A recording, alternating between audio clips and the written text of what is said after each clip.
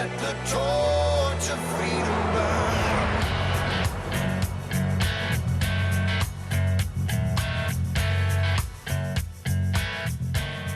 Welcome to the intersection of faith and the culture. It's WallBuilders Live. We are talking about the hot topics of the day from a biblical, historical, and constitutional perspective. And today, that first part is really what we're honed in on in terms of the idea, the right, the freedom to talk about things from a biblical perspective. And it's more than just a freedom. We have specific tax laws that, yes, give an advantage. They give a tax deduction to biblical teaching. That's what we do with our nonprofit status for churches and houses of worship, not just those who believe in the Bible, but it's the same for followers of Islam or any other religion. We have always in this country said that we want to make sure that you can donate freely and get a tax deduction for those donations when you give to organizations that are helping in our society, and especially those who are teaching a faith, because we know that people of faith make better citizens most of the time because they have a standard, they have a code, if you will,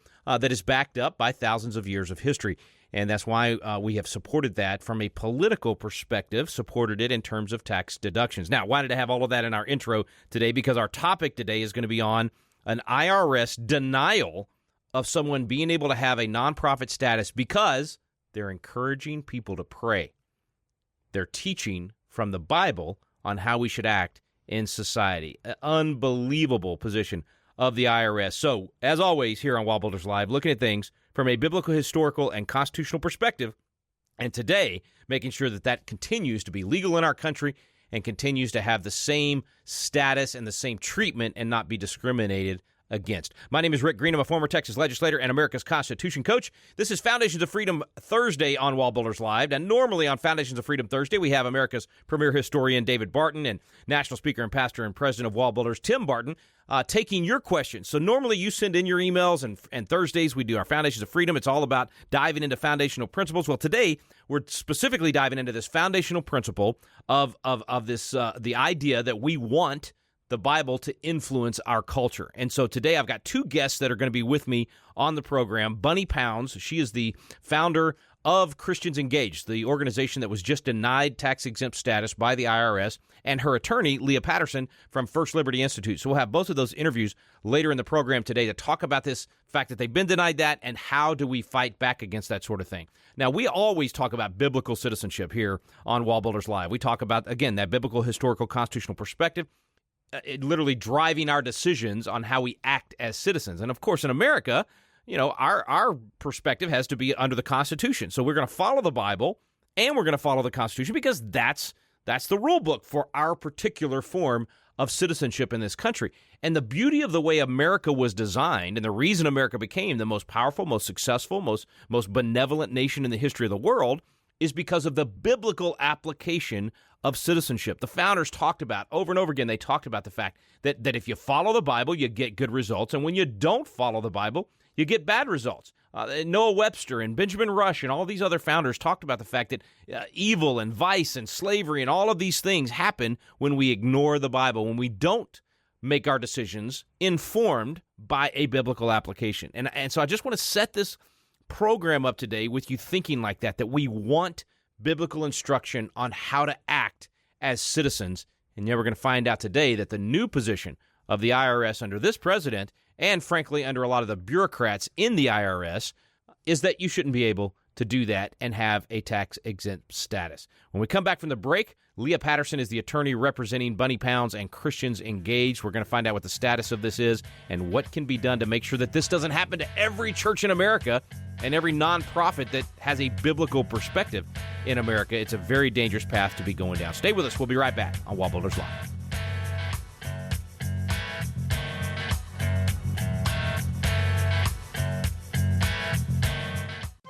This is David Barton with another moment from America's history.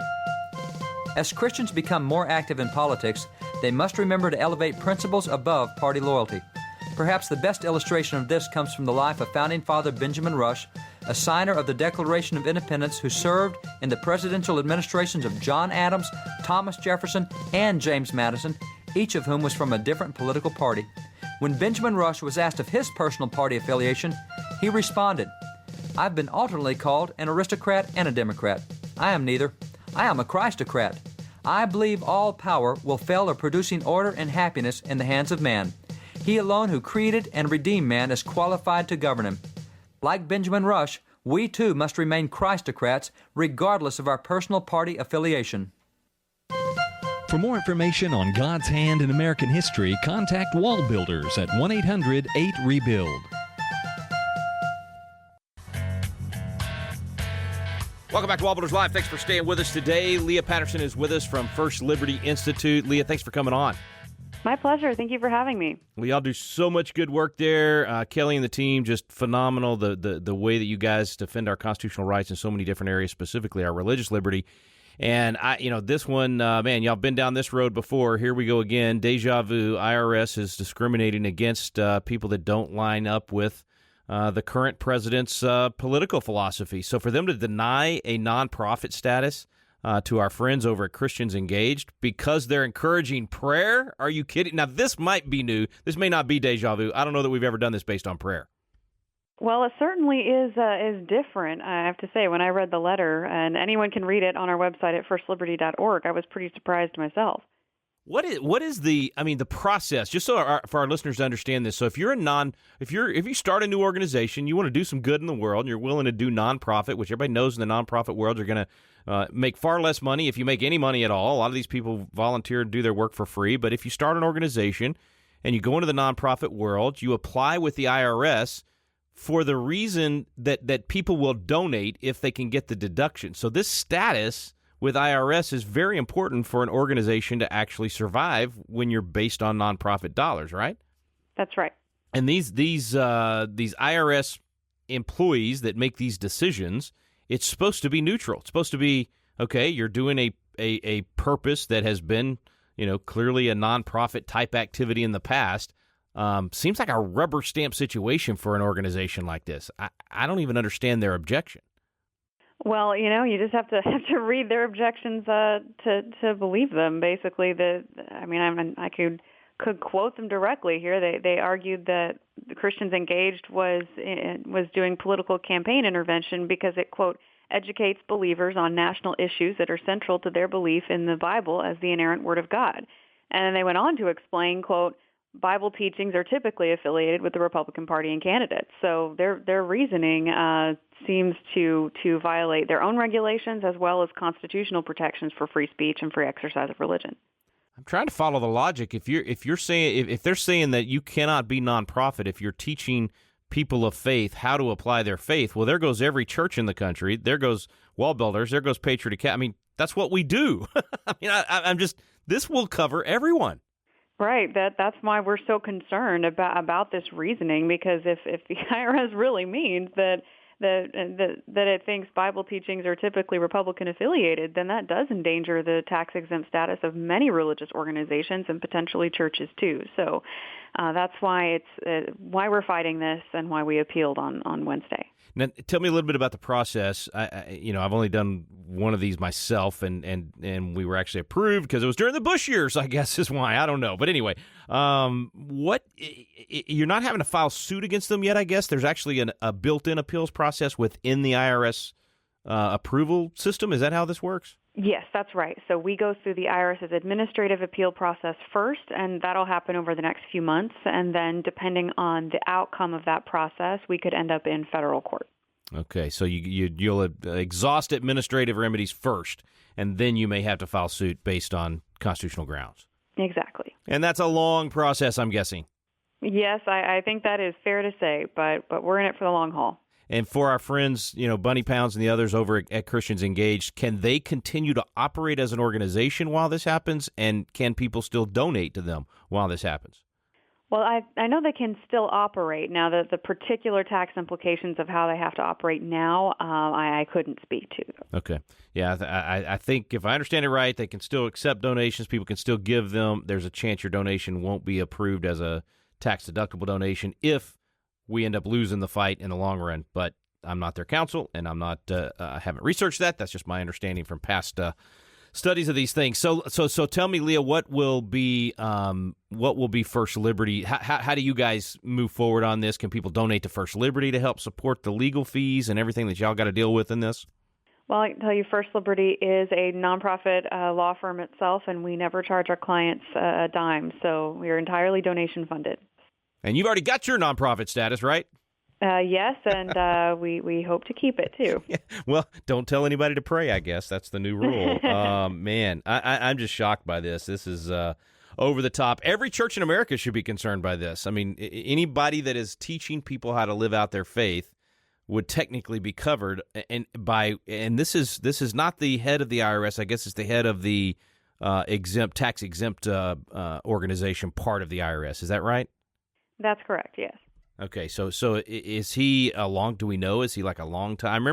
I just remember there being the lady during the Obama years that was kind of the one that was being so aggressive towards Tea Party groups and conservative nonprofits, and finally, I can't remember the lady's name, but I think she ultimately ended up, people realized she's definitely letting the politics affect her decisions. Is it possible for one person to do that even after we went through that 10 years ago? Well, my understanding is that the official that denied the tax-exempt status here holds the same position that Lois Lerner did, so anything's possible. You knew the name. That's it. Lois Lerner. Okay. So, yeah, it could be history repeating itself. We'll find out in a few months, I guess. Please keep us updated, Leah. Absolutely. Thank you so much. Stay with us, folks. We'll be right back on WallBuilders Live.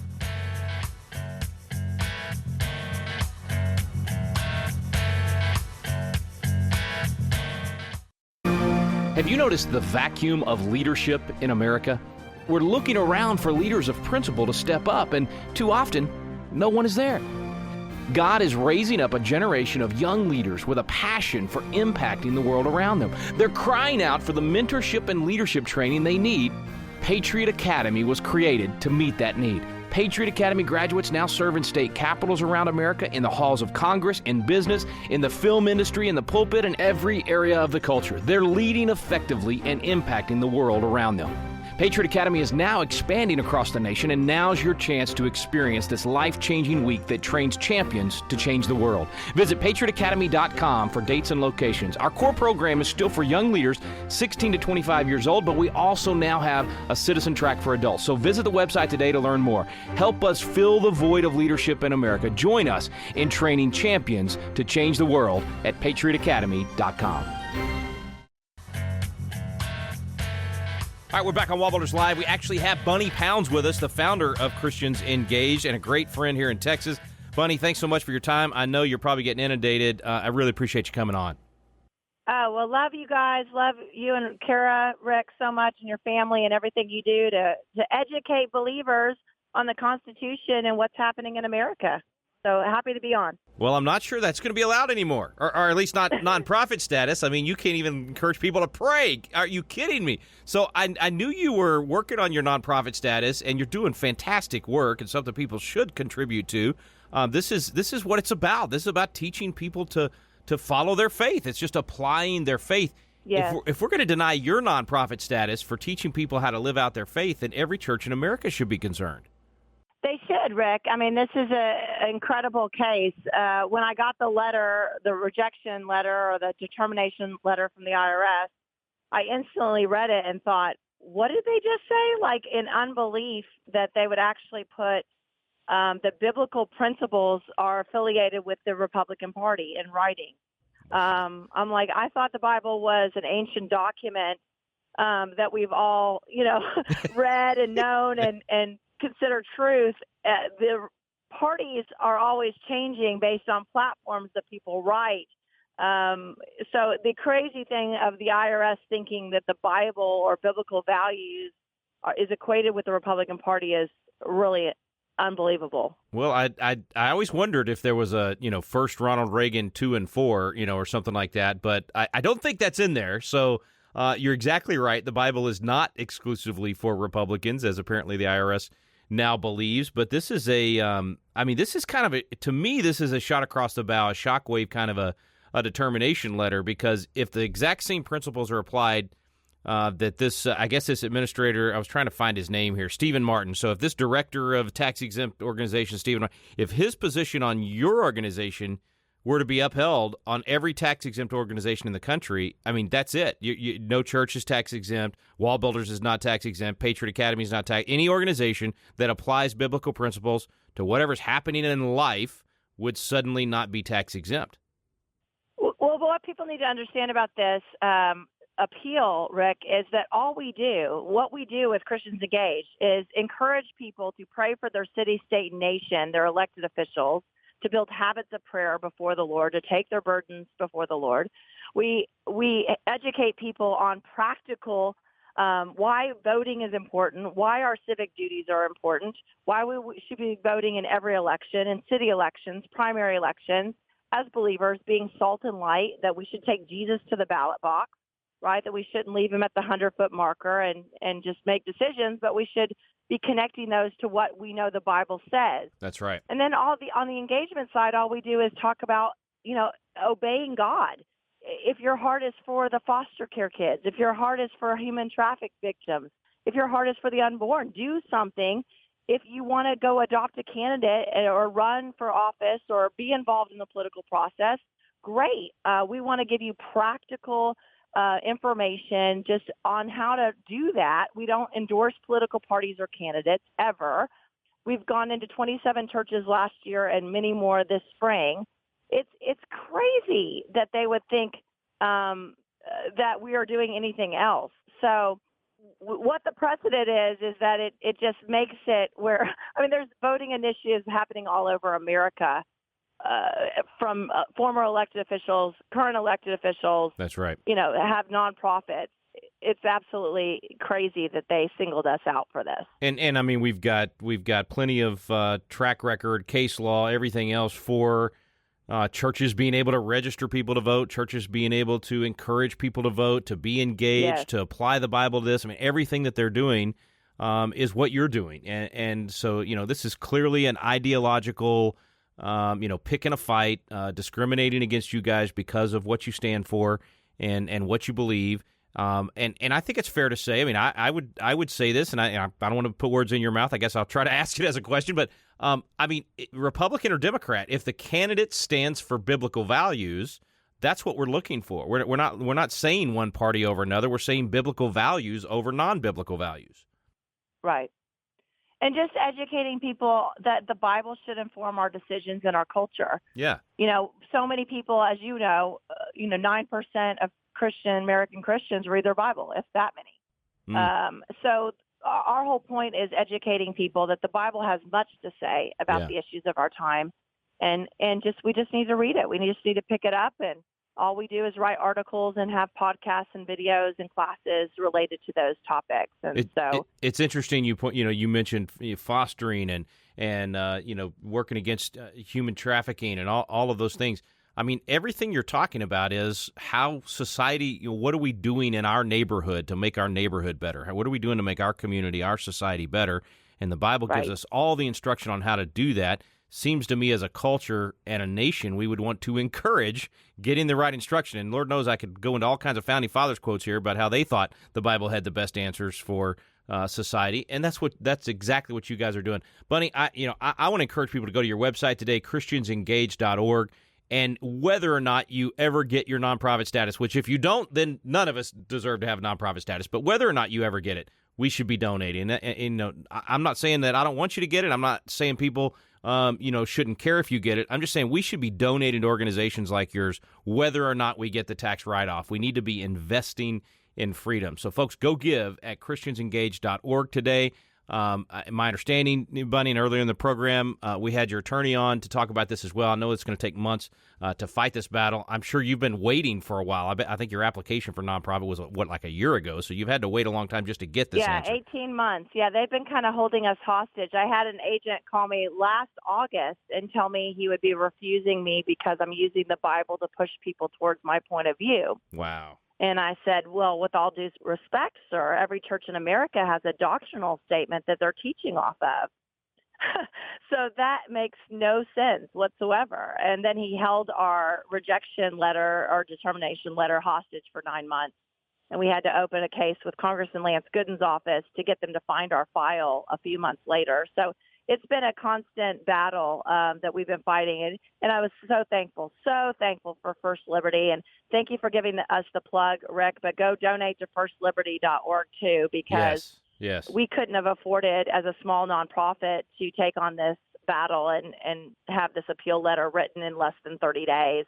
Yeah. So we're very, very thankful for our friends at First Liberty for fighting this battle with us. Definitely, absolutely. We love Kelly and the whole team over there, and definitely we'll have a link where you can donate to First Liberty today as well. Last thing, Bunny, I guess I was thinking as you were just saying that, I guess they really do, these folks that think you shouldn't have nonprofit status when so many others do, I think they really do buy into the idea. It's kind of the old Democrat politician or Republican politician, either one, because we've had both, that say, oh, well, I'm Catholic or I'm Christian, and so I'm personally pro-life, but I'm going to vote for abortion. My faith is not going to inform my vote. In other words, they want people to separate their faith from their actual decisions. In your case, you're encouraging people to their faith should influence their decisions, whether or not they foster, whether or not they vote, all of those things. The other side, I guess, really does like the idea of separating those two. Well, I'll say this, Rick. I was out at a festival. We were out at the Tomato Festival in Jacksonville, Texas last weekend, and I was getting people to come to our Christians Engage booth and educating them on prayer, voting, and engagement. And the guy that was making salsa next to me, he said at the end of about 7 hours of listening to me talk to people, he said, Bunny, I don't know if I believe in God. I used to be in prison.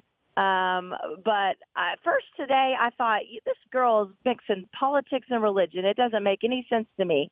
But he said, by the end of the day, I realized what you were doing is telling people that if they're Christ followers, God should inform every segment of their life, their time, their calendar, their money. Every segment of their life should have Jesus in the mix. And he goes, if Christians actually did that, I might be a Christian. Wow. And that was such a powerful statement, because that's really what we're doing. And that's what you guys are doing, Rick, is just telling people, let God be a part of all of your life. And you're being an American, you being a Christ follower and fulfilling your civic duties has to be a part of that equation. That's awesome. That's beautiful. That's beautiful. How was the salsa, by the way? Did he let you taste the salsa? He did. He had great salsa. God. Yeah, he sold out, or I would have bought a jar, but I'm going to have to order it from him online. Hopefully we'll have dinner soon. Love it. Love it. Love it. Love it. Bunny, God bless you. Keep up the great work. I'm actually thrilled this is happening to you, because I want more people to know about you and know about the good work that y'all are doing at Christians Engaged. So we're excited for you. We want people to know about it. Go donate today at ChristiansEngaged.org. Go donate today at First Liberty. We'll have links to both today at WallBuildersLive.com. Bunny Pounds, thank you for coming on today. Thank you, Rick. We're going to be faithful. Thanks to Bunny Pounds and Leah Patterson for being on today to talk about this very, very important situation with IRS. As I've already said a couple times during the program, folks, I mean, this is, if you're going to say that people cannot have nonprofit status under this IRS and this administration simply for encouraging people to pray, simply for encouraging people to live out their faith and to apply their faith to real things in life, to not be one of these, I would argue, faithless people that claim to be followers of Christ or are followers of whatever religion, but yet somehow that religion or that faith or those convictions don't impact their decisions, that they don't make their decisions about how to live their life, treat their family, treat their neighbors, conduct themselves in society. They don't let that be influenced by their faith. I mean, is that really the kind of world we want to live in? I mean, the whole reason for these policies, this idea of a nonprofit status, is actually a biblical idea. I mean, that's what's actually a little bit hilarious about this. It's a biblical idea to not tax the priest, to not tax the church, to not tax the nonprofit, to not tax those who are serving the community selflessly. And it's had a great tradition in our country. And now we're going to go to a place where we're going to say, oh, no, not if you believe in the Bible, not if you're encouraging people to pray. That's only a Republican idea. What a dangerous, dangerous place that would be if now believing in the Bible and following the Bible is only a Republican idea. We don't want to have people of faith in both parties. I would hope that we would. If you're out there listening today and you call yourself a Democrat, but yet a person who believes in the Bible, the IRS is saying that you don't exist.